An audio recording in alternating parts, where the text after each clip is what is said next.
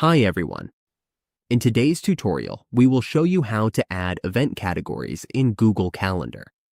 This is a great way to organize our schedule and easily identify different types of events. Let's get started. On the Google Calendar dashboard, to add a category, we just need to click this plus sign here. In the Other Calendars section, we click this and then create a new calendar. Now, we will name this, for example, Event Calendar for Events Only. Here, we just need to create the calendar. As we can see, we now have 4 categories: birthdays, events, work, and personal.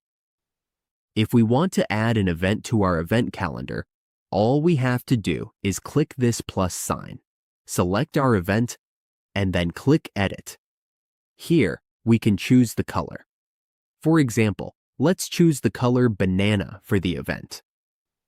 Once we've selected the color, we just need to click Save. Now we can see it is pink.